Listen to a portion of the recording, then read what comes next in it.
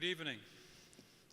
Tonight we speak for a man whose absence is felt in every corner of this room, yet whose presence we feel even across walls and borders, our friend Rúbén Várdanyann. We all know that Rúbén is unjustly and illegally detained in Azerbaijan. His fundamental rights have been violated, his freedom denied. But what they cannot imprison is his spirit. His voice lives on in all who share his courage and conviction. His values speak quietly through each of us tonight. To know Rúbén is to know a rare moral clarity. A man who built where others doubted, who saw possibilities where others saw risks. He created opportunities from scarcity, schools where there was no access, and bridges of trust across divides most had written off as irreconcilable. He saw worth in people and places the world had overlooked.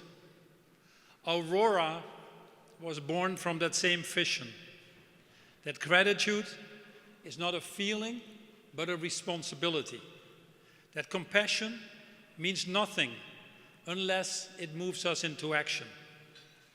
Through the Avróra Prize, Rúbén helped to honor those who risked everything so that others may live a life in dignity. It is in fact one of the greatest injustices of our time that a man who built this platform for human freedom now finds his own freedom taken away. It's a reminder of how fragile justice can be and how essential it is that we speak out when we see it being denied. Rúbén's imprisonment is not just a personal injustice. It is an affront to what I believe are the very values that we're celebrating tonight: justice, courage, humanity, and hope. He reminds us that purpose is stronger than punishment and that moral courage often carries a heavy cost. That's, in fact, why we are honoring those who show such courage through the Avróra Prize and why that matters so deeply. Because in lifting up their stories, we defend the principles that bind us together. And we reaffirm that even in the darkest times, humanity still shines through. History tells us that the arc of justice bends only when enough people are willing to bear its weight. Tonight, among those bearing its weight are his wife Veronica and his 4 children, who we hold in our hearts and prayers.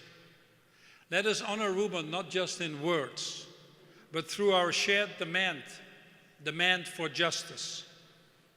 We were all heartened to hear recently that President Trump actually committed to Prime Minister Pashinyan at the White House to bring home these Armenian Christian prisoners from Baku.